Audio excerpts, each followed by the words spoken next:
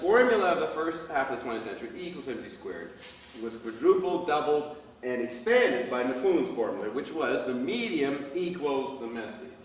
The massage, the message, the massage.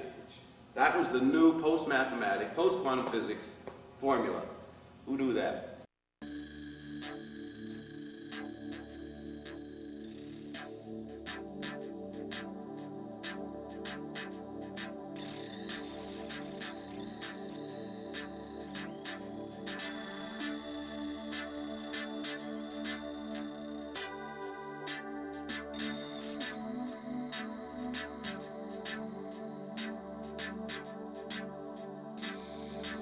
Take the pun on the word media. He really made the word media famous, but it was around in advertising since the 20s. And he did a pun on media, because when people read Understand Media, they thought he was talking about the news, the Walter Cronkite advertising. No, he considered every artifact humans made as a medium. So he was talking about everything. On that level, he was a philosopher. He just brought up a new word. It's like understanding reality. But he used a proper word, and like a true poet, they always pick up a word that's in use in business and corporate reality that people don't know about, and then he puts it out there, and they think it's that meaning, but he's putting on the whole history of knowledge. Robert Dobbs is the incredibly intelligent voice that you're hearing coming out of Arts Empress Radio for Southern California, World 88.5, KCSN, KCSN.org. Robert Dobbs, Chief Archivist for Marshall McLuhan.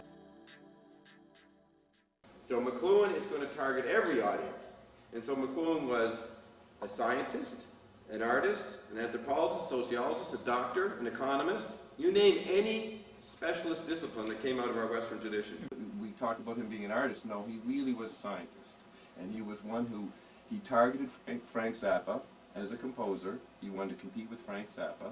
He wanted to compete with Murray Gell-Mann in the quark world and physicists. He put on every discipline and said, I've got a better formula for what's going on today than any other discipline in the world. And he used the university as his base because he would be in touch with all the different disciplines there, and he would make sure that he was photographed in every department, which really angered the colleagues, because, you know, in academia you have to stay in your own department. So he was what he called an intellectual thug, but he thought he had discovered a new principle, which only in the 20th century could be discovered, and that he had invented something that was equal to E equals mc squared for the second half of the 20th century. Now that's something you never hear about. Here is someone who offered an economic vision. So he wasn't limited to just being an artist. And his science was laws of media, like the laws of nature and geography. He considered media as second nature that human made, and we now could see the laws of them. And they interpenetrated our communication problems. He knew that we had imploded. And later in that letter, he says, we are now in a situation where words are drugs. And he says, how are you going to tell the people that one? And then he says, the electric media are inside us, and we're inside it. Fusion, total. Cyborgian, Terminator. That whole fusion metaphor, bionic man, already happened under radio conditions. If you understand what radio is, what the electric environment, as Teilhard de Chardin said, is a biological event. It adds a new factor in nature. He was the one that first said electricity is a biological event. It was a new addition to our bodies, to our corporate situation, to our physical situation. A new addition. It was second nature, as powerful as first nature.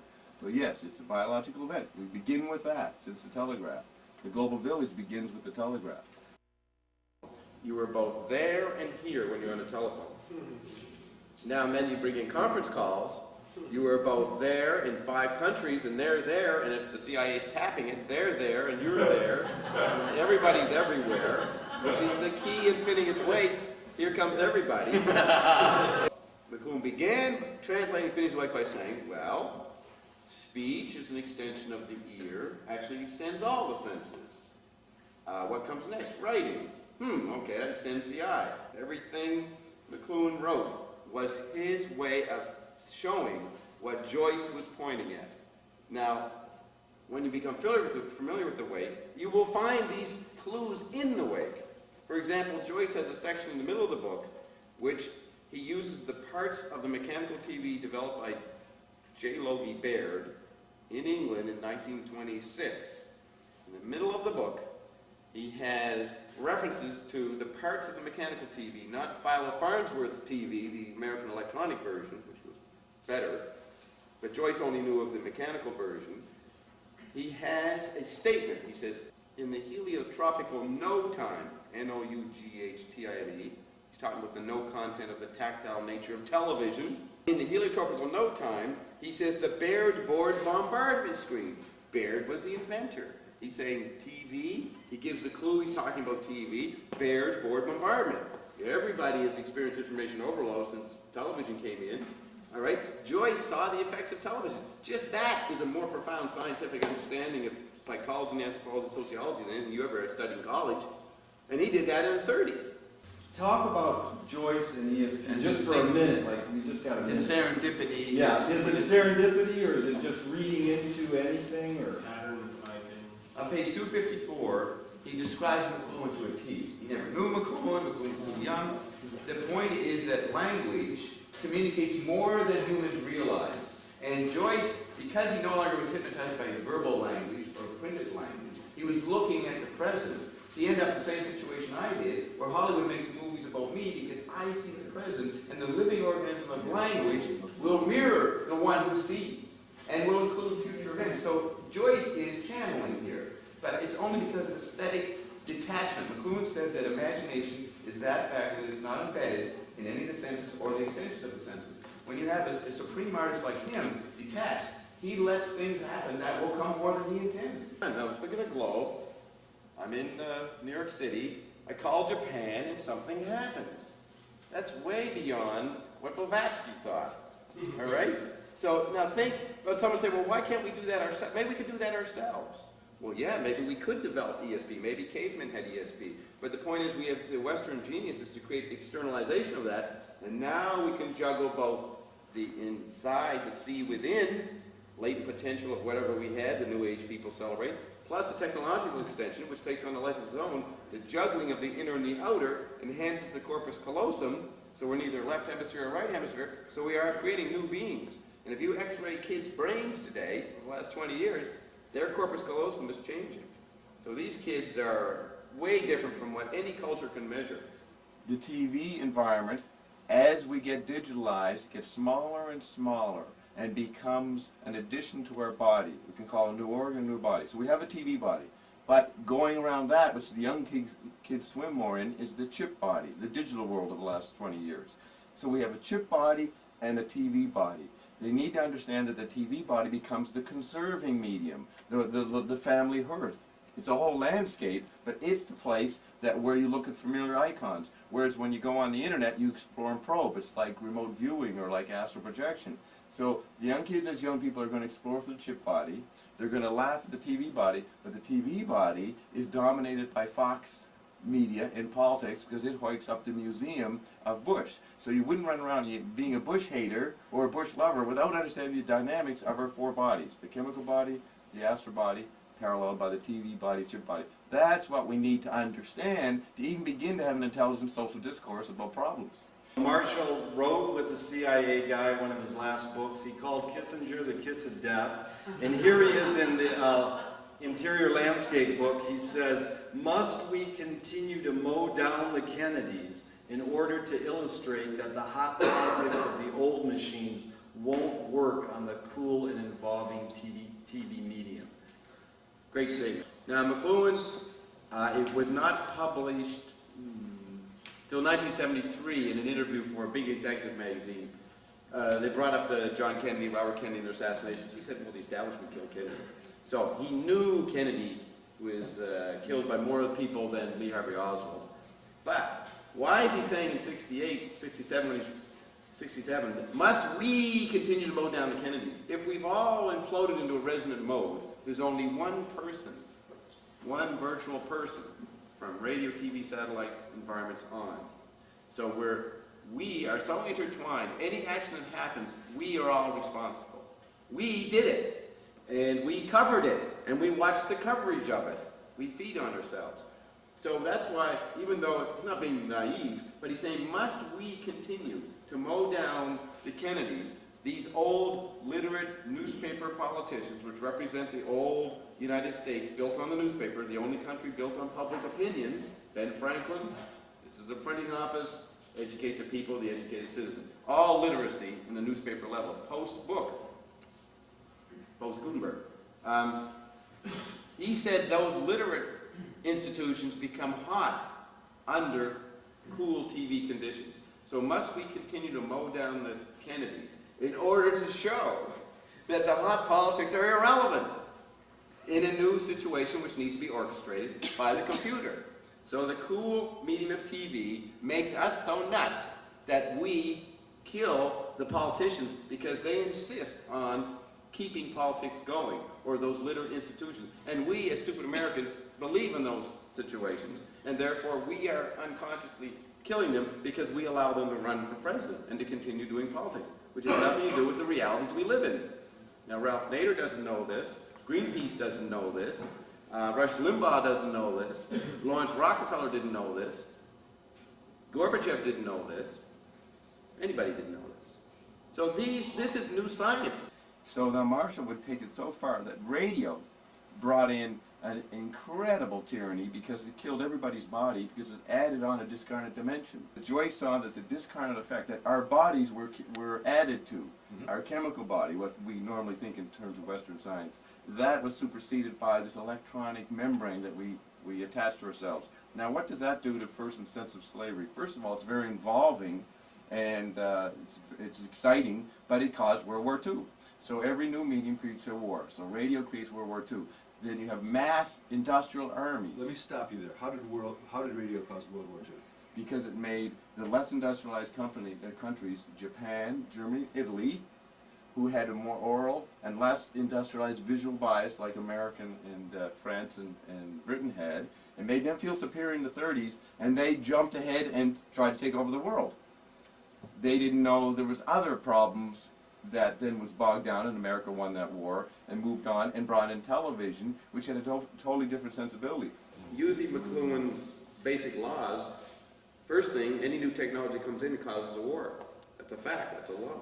The cell phone, has created the world situation we're in now. You have the satellite extending the whole planet. And then McLuhan said the most disruptive metaphysical medium after the satellite was the instant replay, which comes in the late 60s, early 70s. He said the instant replay has such profound metaphysical implications that no society is able to handle it. Okay, and he would say, well, we immediately apply the instant replay to television and football games, and instant replay created the football mania of the 70s and 80s because it added a new dimension, and it gave something for television to show. It was an efficient application of the reason to use the instant replay. So Andy Warhol said in the middle 70s that the artist was the hero in the States in the 60s, but the sports hero, the athlete was the hero in the 70s. He didn't give, that's the effect. The ground of that is the instant replay, because the instant replay is a new medium. The best thing that goes with that is sports. So they start the NFL broadcasting in the 1970s, so by 1975, housewives are complaining about their husbands addicted. They're addicted to the instant replay. Now that's just the instant replay. What comes after the instant replay is the digital. The Walkmans, the VCRs, the answer machines, all that stuff. So the digitalization is the shrinking of all the previous media to homeopathic levels.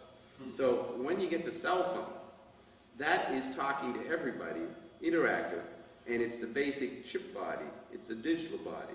So what did the Al-Qaeda knock out? They knocked out the TV tower. Now this is what the poet McLuhan and Joyce in the poetic grammarian tradition, they look at what happens in events and they see the language is always telling you more. So in Britain, what is the television called? The telly. The Taliban, they wanted to ban television in Afghanistan. They did in the middle 90s. So you have the Taliban, you're going to ban telly. What's the first thing they hit? The tower that has the needle that provides the TV coverage for all of the boroughs in New York City. So they were media ecologists. They wanted to knock out television. It was in their name. They became what their name was, which is another principle of media ecology, that you become your name. So the Taliban tried to ban television. But the only way, they're looking at a rear view mirror medium. They don't see the present. They're using a new medium with new effects that they don't fully understand. To do that, the cell phone. They could use the cell phone to bypass the whole satellite surveillance. If you accept the scenario that that's what happened. But let's accept it because that is what is the facts in the TV language. You can't stop the story once it's archetypalized. It is part, it's like a folk culture, it's there forever. So they used the cell phone, a very decentralized, intimate, personal, from a cave to knock out the heart of the old media center. The cell phone was sold as, this will be your own private 911 situation. You won't need to call 911. Your family will always be in touch with you and you're in touch with them. So 911 was the service of the cell phone. The disservice showed up on 911, that it affected cultures around the world who could not handle the digital era, felt it was a threat. They didn't like being imploded and living in the resident node. How could they wear their costumes? Their Muslim costumes, right? How could they have their rituals? How could they go to mass, pray, bow, and all that stuff? So they reacted violently. So the cell phone created a new world and created a new war as a result.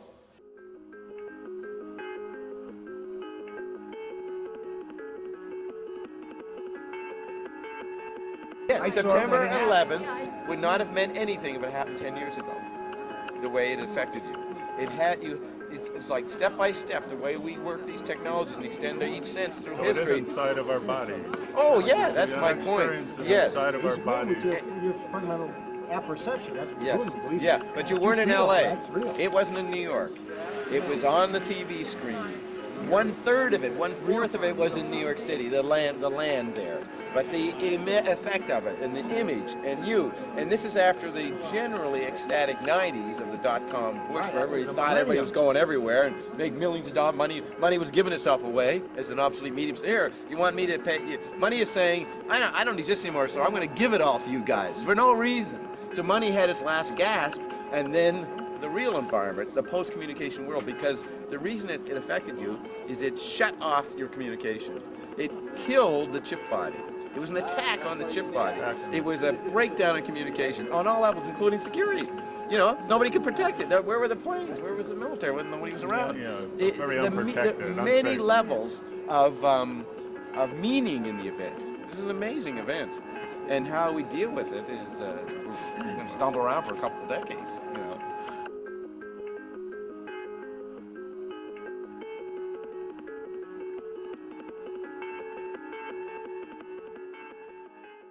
The main tragedy of television was that the whole population went into drugs. Not only recreational drugs, but Prozac or the ones they had in the 50s like lithium and that, because TV was an inner trip, totally different sensibility than radio. And we are extending into social institutions the central form and mystery of the human cognitive process. Now what is the central form and mystery of the human cognitive process?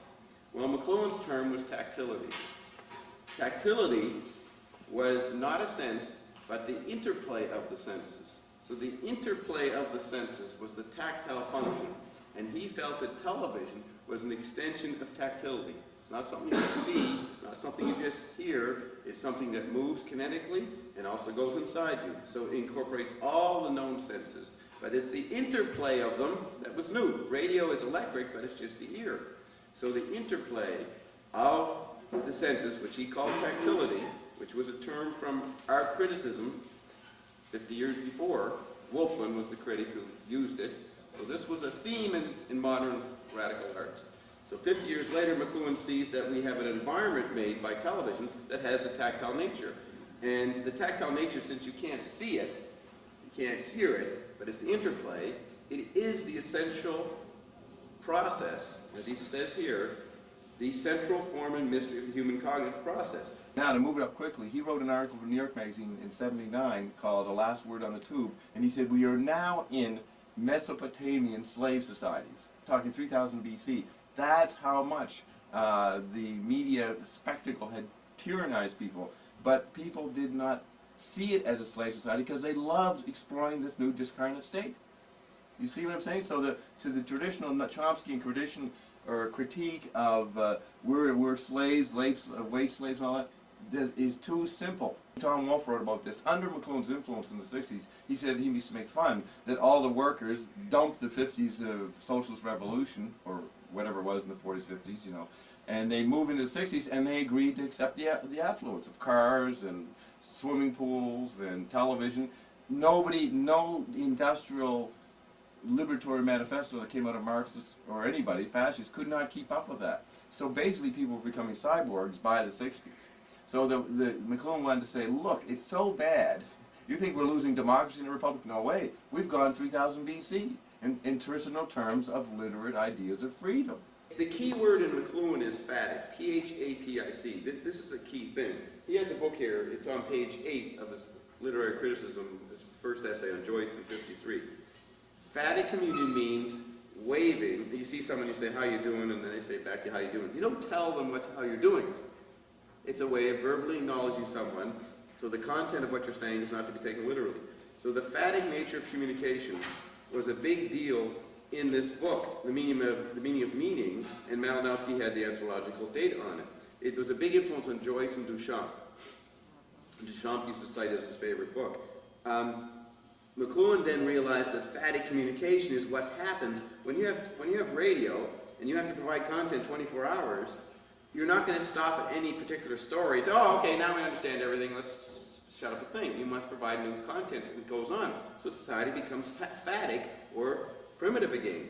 So phatic communication is the key. And so these kids grow up with phatic communication between their different media, all in their little instant messaging machines, and it's a constant phatic situation. I mean, you see people on the phone all day long. What are they talking about? They're not talking in terms of meaning. They're talking in terms of a sensory swimming, skin divers, scuba divers, in the water that the chip body gives you.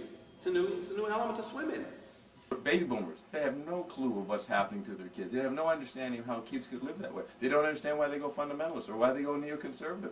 They don't understand the media dynamics that makes the internet generation so different from the puny TV generation. Puny in terms of very small media diet.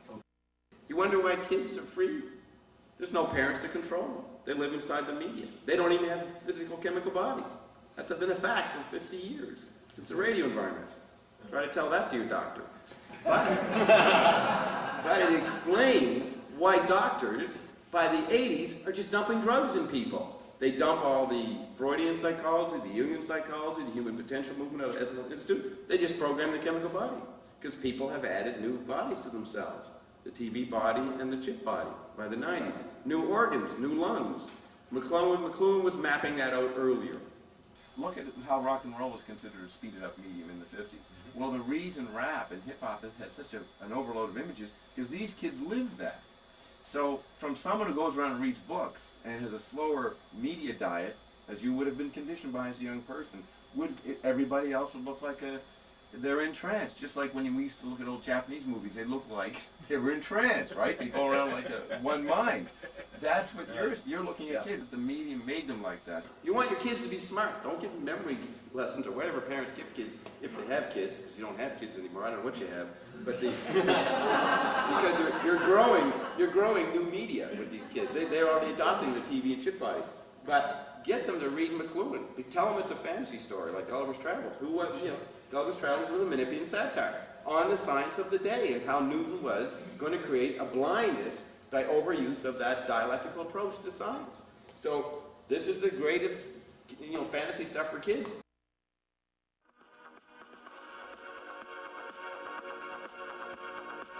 McLuhan felt that by 1960, the arts and sciences could not offer the role of translating people's experience into another form, into a metaphor. So the arts, sciences, and movies, and radio programs, and hockey, and baseball, none of these would serve the function of being an anti-environment anymore, or a translation of the cultural experience. And that culture became our business. So he said the artists, the Norman Mailers, the Robert Altmans moved to the penthouse and provided content for media. And all that's inside a culture that's controlled by advertising. And advertising was a real art form in the middle 50s. So here's McLuhan saying that media and cultural artifacts no longer serve the anti-environment situation. He said the real anti-environment, or the role of traditional art, is the interplay of all the media, the tactile function, the tactile, I call it secondary tactility. There's the tactility of ourselves, and then there's the simulated human-made tactile by the interplay of all the media.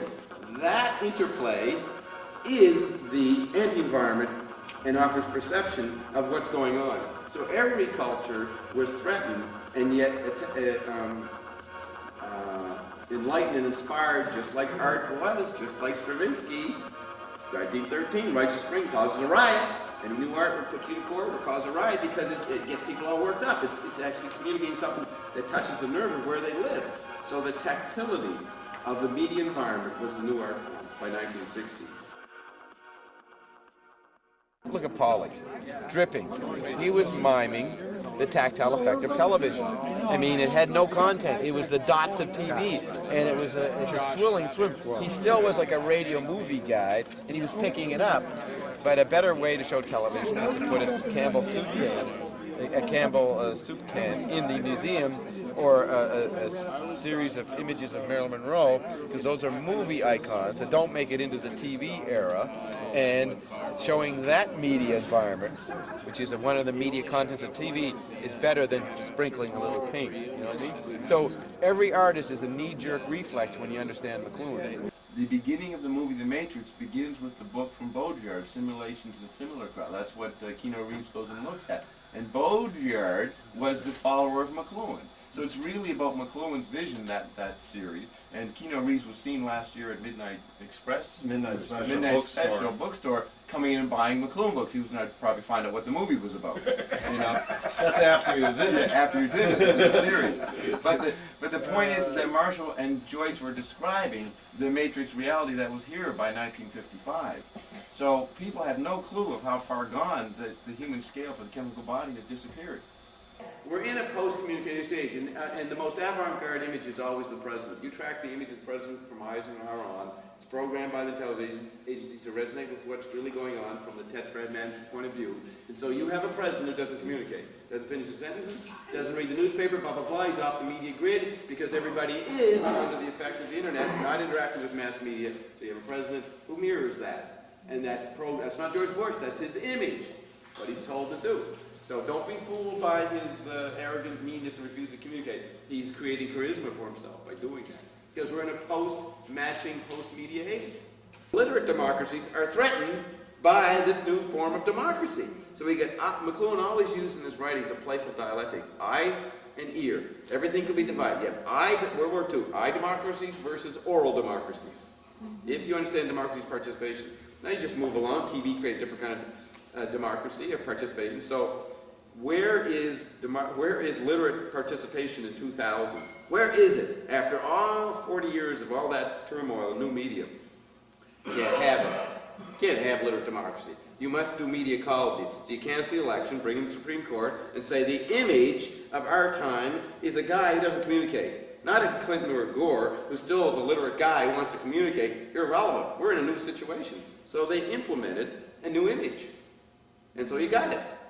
And they bypassed literate democracy. But he has great participatory effect on 50% of the American mythical population, based on polls, because he represents the archetype of newspaper democracy, which has a headquarters in Washington called the president.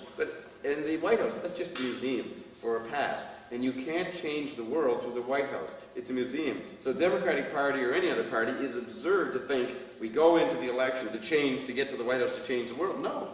The people who still are concerned about that hologram will say, don't change the White House. Hillary, don't bring in health care. You're not allowed to do that. It's there to preserve a memory of what was. We all know subconsciously. We don't live there anymore. But it has to have you can look at Kennedy, Nixon, Reagan, all different spins. Who's the phatic president? Reagan. He just waves, right? But that's still communication. We go past Reagan, and the guy rides on bringing back Reagan. That's the content, the old rearview mirror content fooling you. But he comes in not communicating. That's Bush. And he's unilateral. Doesn't communicate with the United Nations to anybody. So that's the image that new media creates. Once you have the interplay of all these media under the satellite umbrella, that's a tactile environment, but it's huge environments that are interplaying. You follow what I'm saying? The interplay of many environments has a tactile effect. So what would you do in that situation? So Marshall said, we use the computer to program media environments. He said this in this famous Playboy interview in 1969. we used the new computer, which was being used for silly purposes like speeding up accounting in the 60s, or using bookkeeping methods. He called it the 2-bit wit of the computer. That was his comment on the digital world. He said we would take the media, the computer, which is an extension of our brain functions, and modulate these huge radio, TV, newspaper, book environments, and the satellite environment, and their effects in different cultures and countries. So he said, if Venezuela's got some civil war going on, it's probably caused by radio. And in the 60s, they didn't have too much computers and TV. They had radio. So you would turn headquarters back in the United Nations would say, okay, a lot of agitation there in Venezuela. Let's turn off the radio and just have them use newspapers. So you would modulate the whole pattern. I mean, this is way beyond fascism and mind control. This is managing huge environments. But Marshall justified saying, we easily accept the controlling of world economies through the interest rates or the cycles of investment. I mean, it's natural with the Federal Reserve, that's accepted by the 80s. He said, if we can modulate economies as Keynes brought in the 30s, and that's just a puny money visual space medium, why can't we modulate massive environments? So, but a culture that's based on literate ideas of freedom and independent expression would think that's massive Orwellian. It's not Orwellian, it is practical insight into the situation. So then the newspaper would cool out the Venezuelans. And then they'd get biased by using newspaper for 6 months. So that would have all kinds of weird effects. So then you would have to balance that by giving them TV. So the point is you modulate the whole planet as an art form. That was his solution. Have you ever heard that before? But no one knew what he was talking about. They didn't believe it. They were too busy engaged in what revolutions are in '69. You get the student revolution, you get the feminist revolution, you get the Black Power revolution, you get the Mao revolution, you got the situationists in Paris, you've got the Beatles quitting, remember the Beatles stopped? You got Zappa putting out an amazing album, that upset a lot of people. Johnny Carson is worried about moving to Burbank, all kinds of things. Why are they going to pay attention to Marshall McLuhan? So Marshall says in the review that the biological universe, this chemical body here, whatever you want to call it, had an orgasm at the end of the 19th century, and we have not seen it since. Because the bodies here have not existed for over 100 years. This is what he writes in a review. And you can see by the 70s, professors at the University of Toronto were doing what's illegal. They were lobbying to take away his tenure. You can't take away a professor's tenure. But they were so outraged by stuff like this that they probably didn't even notice in '64, but by the 70s, they're reading a few things, and they just couldn't believe it. So they wanted, what do you call it, debar him, defrock him. That's how dangerous this stuff was. You think Eldridge Cleaver was dangerous, Tim Leary or Richard Nixon or Gordon Liddy or Walter Duberstein or any CIA guy all over the North. You think they're dangerous? Nothing. What Marshall's telling you is more dangerous, very dangerous.